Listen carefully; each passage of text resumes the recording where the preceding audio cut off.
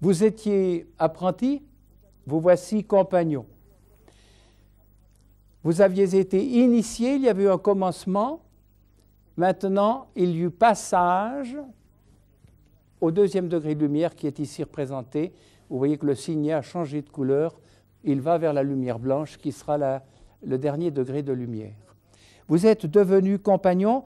Vous avez comme point de rassemblement, de ralliement, non plus la colonne Jacquin, vous trouvez des apprentis avec justement le premier surveillant. C'est intéressant.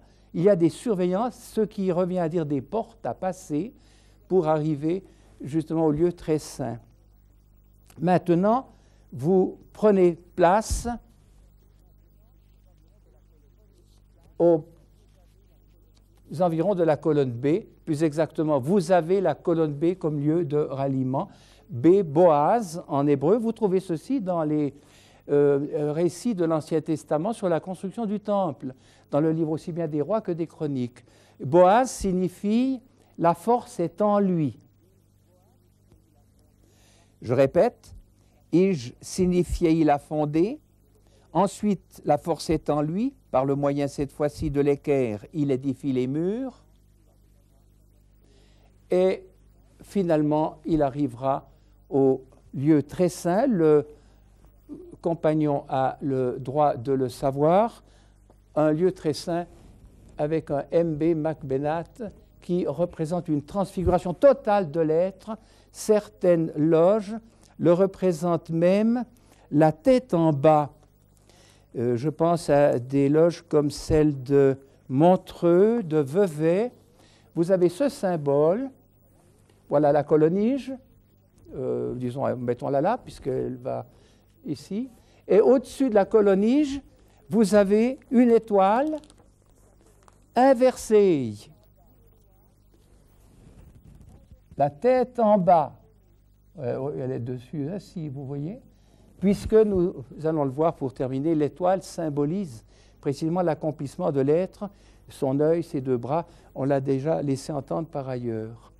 Autrement dit, de Ij, vous avez tout le cheminement qui arrive au maître à ce niveau-là par cette représentation. Donc, transfiguration intégrale. Alors, il faut que le compagnon le sache en partie, du moins, pour apprécier ce qui se passe dans sa personne. Et que s'est-il passé d'extraordinaire dans sa personne? Il cherchait,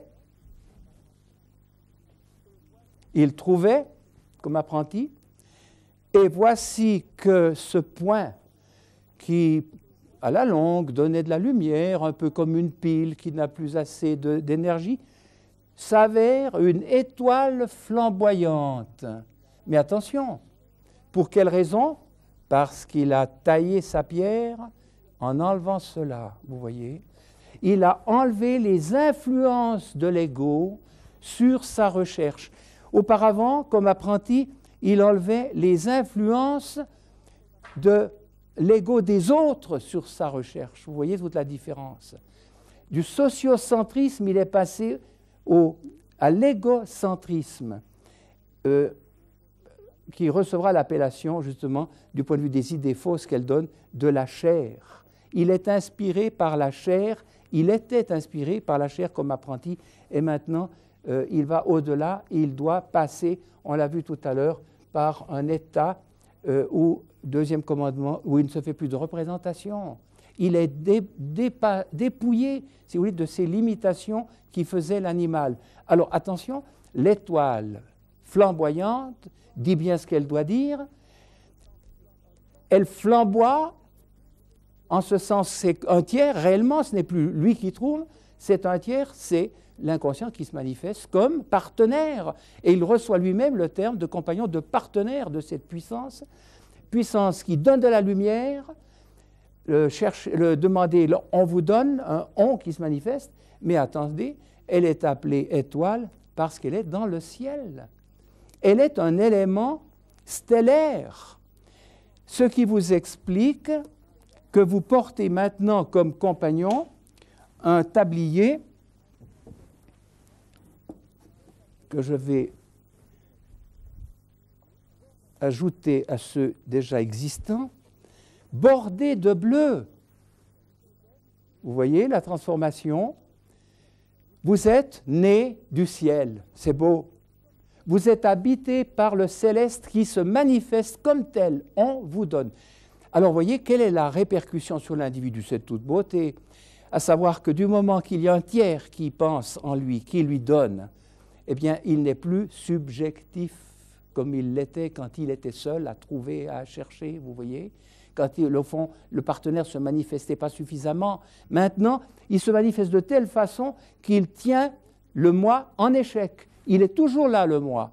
Il occupe la place définitivement réservée au fils et il sera expulsé s'il va plus loin, s'il va jusqu'au but, le compagnon en question.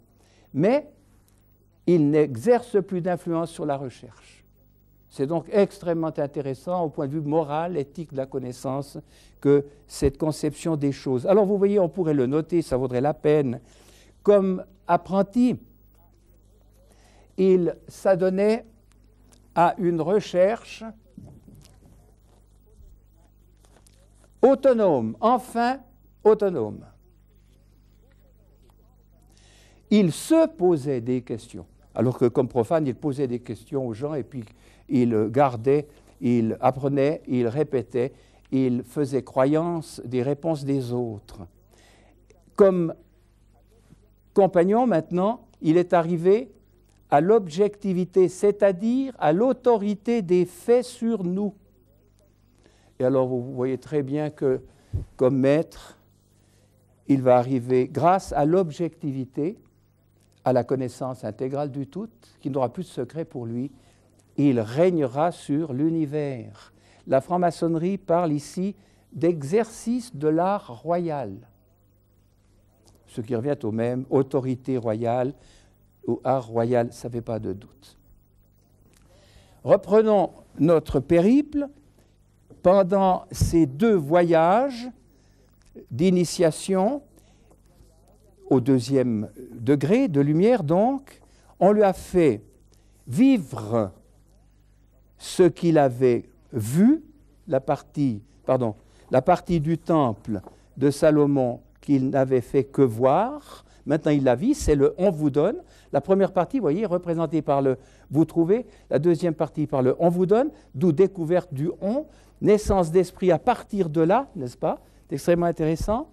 Et puis, ce qu'il avait entrevu comme apprenti, ben maintenant, il peut, parce qu'il en est là, voir mieux. Il le voit, cette entrevue. Il devine, il déduit de ce qui se passe en lui qu'il va arriver à l'autorité royale, vous voyez? Et alors, évidemment, comme maître, il restera la dernière étape que je garde pour tout à l'heure. Il faut ajouter ceci. L'apprenti, il a une vision des choses qui est linéaire. Une vision à une dimension. Vous remarquez qu'il est constitué de 2 éléments, les 2 tables de la loi, mais toujours le vous et le on qui nous fait trouver et qui va se manifester comme on et puis comme on qui donne et puis qui ouvre. Il a élevé la puissance qui doit monter, qui sera son guide, mais il reste dans une perspective linéaire, il va vers une réalisation donnée. Tandis que le compagnon, lui, est à une dimension bidimensionnelle, c'est-à-dire à une dimension, à un horizon qu'on peut appeler plan. Et ces pas, il avance, non pas en suivant une ligne, mais en décrivant par ces pas de patineur une surface. Voici, on peut dire ici, la dimension nouvelle des démarches opérées par le compagnon. Mais c'est extrêmement intéressant. Si vous voulez que nous reprenions Nietzsche, cela représente tout à fait le serpent de Nietzsche, l'hémisphère droit qui va partout. Nous l'avions ici, n'est-ce pas? Mais il va partout en plan. Il faudra qu'il entre dans cet hémisphère-là, dans l'aigle, dit Nietzsche, pour pouvoir survoler, ou, si vous voulez reprendre les termes des spécialistes du cerveau, pour pouvoir bénéficier de la vision globale, c'est-à-dire spatiale, vous voyez. Le maître, lui, sera à 3 dimensions. Et nous verrons les changements qui s'opèrent en passant à cette façon-là de perception, de percevoir les choses, à cette perception nouvelle, à l'aide d'une dimension nouvelle.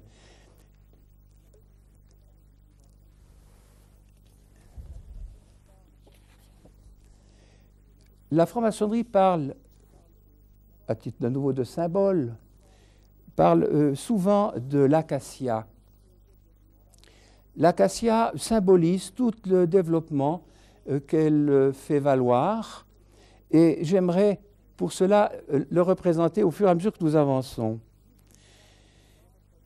Chaque visite du temple représente un degré de lumière, premier degré, deuxième, troisième, mais attendez, le passage du premier au deuxième s'opère ainsi, n'est-ce pas? Et ainsi, si bien que chaque passage est représenté par l'une des 3 grandes lumières, qui sont donc la loi sacrée, l'équerre et le compas, ainsi, mais toujours, puisqu'il y a chaque fois 2 éléments, toujours représentés de cette façon-là. Voici l'apprenti, 2 de plus, le compagnon. Et alors nous verrons ce qui se passe comme maître. Je vais les distancer un peu plus ici pour que vous voyez la différence. Et vous allez arriver au maître, il n'y en aura plus qu'un, à savoir ce qui est vu sera vécu, vous voyez. Il n'y en aura plus qu'un. Et l'acacia en question, il faut le préciser, est non pas le faux acacia de chez nous, on l'appelle aussi le robinier, c'est une papillonacée, les fleurs rappellent les fleurs de pois de senteur, mais il s'agit de l'acacia d'Arabie. Or, l'acacia d'Arabie est justement formée, quant à sa feuille, de 6 folioles. Vous avez là le petit Larousse, et vous découvrez ici un dessin de l'acacia d'Arabie qui, au lieu d'être une papillonacée, est une mimosacée, 6 folioles qui se terminent en fourchette, comme ceci, et des fleurs, des boules de lumière, des fleurs jaunes. Vous voyez très très bien le symbole, n'est-ce pas, qu'il y a là, c'est assez simple. Passons à notre représentation ici du parcours sur le plan de la vision.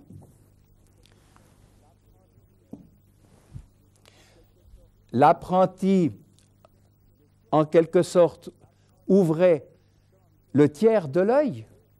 Il allait dans cette direction les 2 tiers de l'œil, puis ensuite les 3 tiers.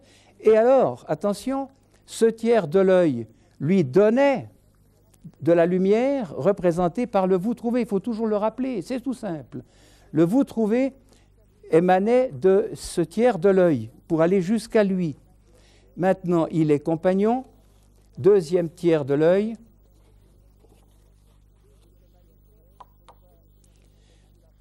qui se manifeste cette fois-ci sous la forme nouvelle de l'étoile flamboyante, c'est-à-dire du « on vous donne ».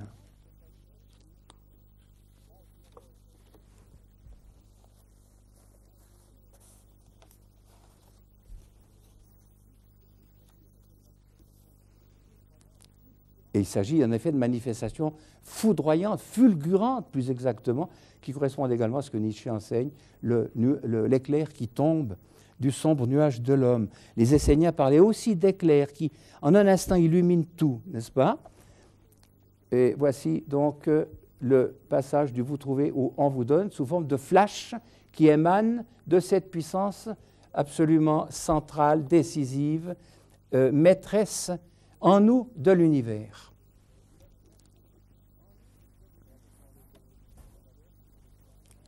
Et réalisons-le, comme je le disais tout à l'heure, sur le plan cette fois-ci de la taille. Ce que nous avons vu ici, nous le réalisons là. Nous enlevons toutes les parties de notre être sous forme d'ablation, de taille, qui relevait des intérêts du moi.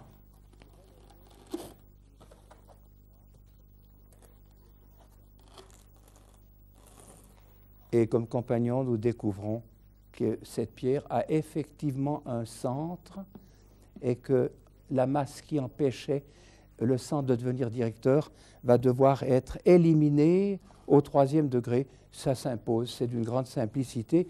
Une fois qu'on a vu justement le système de représentation symbolique, n'est-ce pas? Ici, pareille découverte, vous aviez l'apprenti avec son pyramidion, vous pouvez le représenter ainsi, nous l'avions signifié de cette façon. Maintenant, il va enlever tout ce qui est latéral et qui empêche son épanouissement, la libération du centre, et ça va vous donner cela. Je vais l'élever un peu pour que vous voyez aussi le joint, voilà, comme vous l'avez là. Maintenant, c'est pareil, vous maintenez le point fils où il est et vous donnez suite à ces appels. Et alors vous voyez, je vais vous libérer de ceci, vous voyez maintenant les murs, en quelque sorte, qui montent, qui rejoignent cette façon-là de voir les choses, de les représenter. Et ils montent de telle façon que vous avez ici une maison qui se dessine, une maison qui se dessine autour d'un certain visiteur qui est là dans votre psychisme et qui est ce centre jaillissant. Le vous trouvez devenu le on qui donne l'étoile flamboyante qui vous habite. À ce niveau, vous avez le creux, en quelque sorte, un vide, puisque le centre n'est pas monté avec le tout, c'est par transparence que vous le voyez. Vous pouvez vous en assurer en faisant ceci, n'est-ce pas? C'est évidé, c'est concave.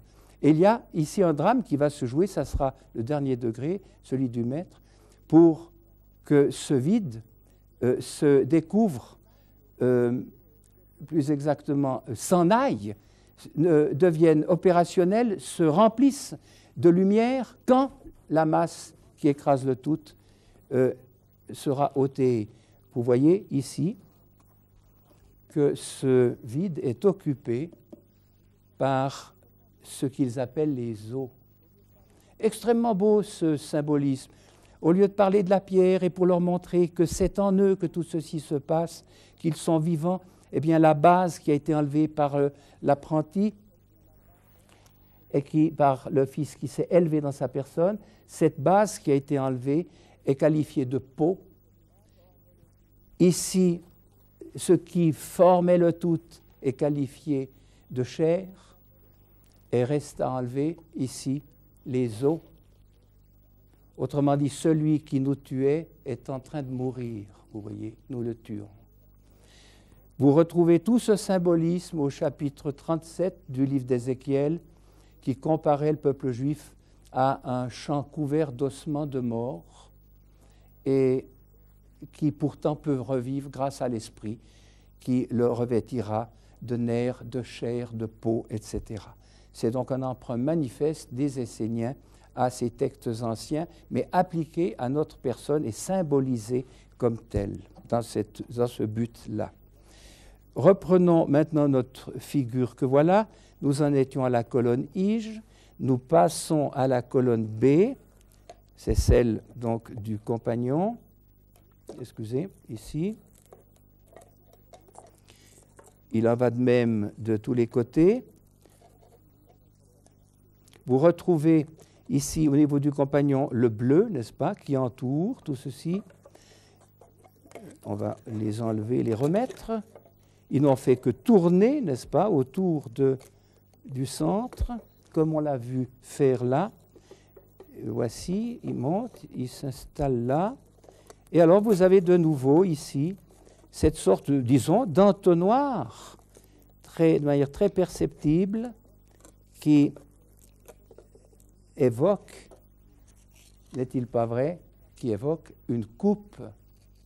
Et ils parleront précisément de la coupe qui doit recevoir le fruit de la vigne de l'univers, n'est-ce pas? Alors que dessous, ici, vous aviez l'élément constructif solide qui est nutritif, qui est signifié par le pain ou par la chair plutôt que par le sang. Voici notre arrangement ici, terminé au niveau compagnon. Le creux, le vide, la coupe est réapparue, mais c'est une coupe d'amertume parce qu'elle est remplie de détritus de l'ego, vous voyez. Et tout ceci doit être jeté dehors. C'est la dernière étape du déconditionnement, jeter dehors la puissance qui vous tuait. Nous allons y venir dans un instant. J'aimerais, avant de passer à ce dernier exposé, insister cependant sur un fait. C'est que les deux éléments que vous avez découverts dans notre personne, le céleste et nous-mêmes, l'inconscient créateur et notre psychisme, devraient se représenter, pour qu'on comprenne vraiment ce qu'est la franc-maçonnerie, devraient se représenter sous la forme des grandes lumières. Les voici, ces grandes lumières, telles que nous les avons signifiées tout à l'heure dans notre premier exposé. Les deux tables de la loi, mais esséniennes, direction montante et ici direction horizontale, qui doit elle aussi être appelée vers le haut. Puis ici le compagnon, l'équerre, et là-haut le compas. Nous verrons pourquoi il est question d'un compas. Vous allez d'ailleurs vous en rendre compte par vous-même. Au lieu de représenter la chose ainsi, du moment qu'il y a une partie qui est au-delà de nous-mêmes et l'autre qui représente notre psychisme, nous avons cette partie qui est au-delà de nous-mêmes représentée toujours en bleu. Le tablier est bordé de bleu depuis le degré d'apprenti, précisément parce qu'il est céleste. Alors vous voyez, si nous faisions ceci, nous aurions une compréhension beaucoup plus immédiate de ce qui se passe. Voilà la table de droite des 7 commandements qui se rattachent à l'homme et au groupe, et l'autre en bleu, les 3 commandements qui rattachent l'individu au tout, avec ces 2 éléments, justement le bleu du côté de la première table et inversement. Puis le compas qui termine, qui couronne le tout.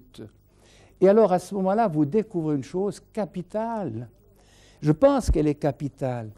C'est que ces grandes lumières ne sont rien d'autre que les 2 tables de la loi dans leur cheminement vers le haut. Les voici représentées. Je regrette de n'avoir plus la place là-haut. Mettons-les ici. De nouveau en bleu, 1 à 3, 4 à 10. L'équerre n'est rien d'autre que les 2 tables de la loi, mais ainsi représentées, et le compas, les 2 tables de la loi qui s'apprêtent à n'en faire qu'une, c'est-à-dire la table de gauche, l'hémisphère gauche, l'inconscient créateur, le Fils, qui s'apprête à absorber l'autre. C'est pourquoi la parole du Maître, qui représente ce qu'est devenu le Maître, est celle-ci. Il, le Maître blanc de lumière, vit dans le Fils. Et il est question d'un compas parce que les 2 tables s'articulant vont se recouvrir l'une l'autre. Le bleu va absorber l'individu, va absorber le blanc. N'oubliez donc jamais, vous qui êtes compagnons maintenant, que vous allez vers votre achèvement sous l'angle des 2 appels qui vous habitent, lesquels doivent n'en faire plus qu'un, l'appel de la lumière. Vous avez vu ceci splendidement réalisé dans l'église de Reckingen, que je montrais lors de mon premier exposé, le symbolisme qui s'y trouve, puisque vous avez le final qui est représenté par l'époux qui épouse précisément l'autre partie de vous-même et qui, typiquement, au sommet du triangle, représente cette figure-là. Les 2 pieds sont les 2 bases ici, en quelque sorte, de notre étoile, voyez. les deux mains, les deux pieds intérieurs, ici, là, les deux mains. Ces deux mains, n'est-il pas vrai que vous retrouvez pleinement ici, dans cet espace vide dont j'ai parlé, mais plein de détritus encore, n'est-ce pas, qu'il va falloir purifier et qui aboutissent finalement à des mains qui ont tellement reçu qu'elles frappent à la puissance qu'il leur a ainsi donnée, laquelle leur ouvre. Et c'est le final. J'aurais terminé en ajoutant que désormais l'apprenti devenu compagnon ne connaît plus l'articulation autour du moi, c'était le profane. Il a retrouvé, le vous qui trouve, l'articulation autour de l'univers qui l'habite par ce moyen. Et maintenant, il s'éloigne de sa base. Il y a passage à d'autres états, si bien qu'il est devenu ici compagnon. Et il attend le final, qui évidemment sera l'épousaille, constituée par l'élévation jusqu'au niveau du Fils et de ses manifestations spontanément éclairantes. On peut dire, voyez, le compagnon, on pourrait le mettre à l'horizontale, puisqu'il n'est pas encore monté réellement. Il s'est dégagé du moi plus complètement, mais il n'est pas monté. Il a passé à un certain niveau, dégagé des influences d'ici, mais il n'est pas encore élevé à la maîtrise. Nous pouvons terminer en représentant cette fois sur ce tableau l'élément nouveau constitué par le compagnon et son initiation. Il découvre sous la forme du demandé les mains que nous avons représentées ici, que vous avez vu évoquer ici même. Je vais enlever ce pyramidion.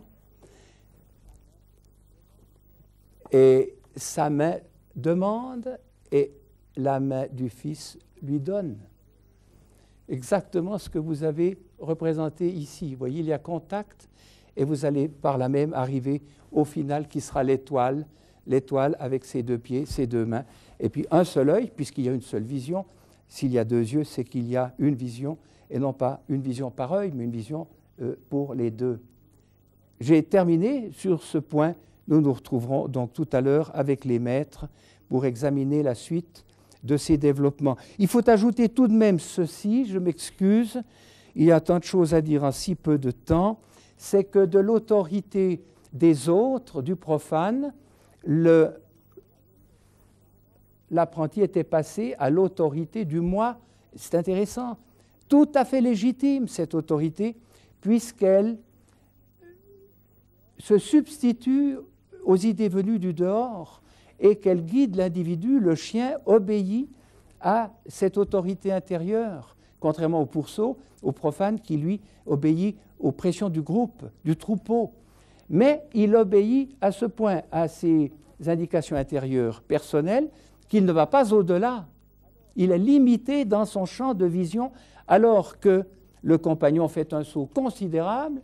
Il sort de lui-même, du point de vue de ses réserves, de ses limitations, il sort de lui-même et désormais c'est l'autorité des faits qui le guide, raison pour laquelle nous avons pu parler d'objectivité, n'est-ce pas, atteinte, l'autorité des faits due précisément à l'objectivité et inversement qui sert à promouvoir l'objectivité, la libération à l'égard du moi. N'oubliez jamais que l'inversion est considérée comme vraie de cette proposition. Si la passion aveugle, l'œil en s'ouvrant dépassionne. Il y a ouverture supplémentaire de l'œil, il y a dépassionnement qui a nom d'objectivité ici. Et alors nous allons passer plus loin à l'autorité du tout agencé, du tout structuré, c'est-à-dire architecturé, j'ai dit.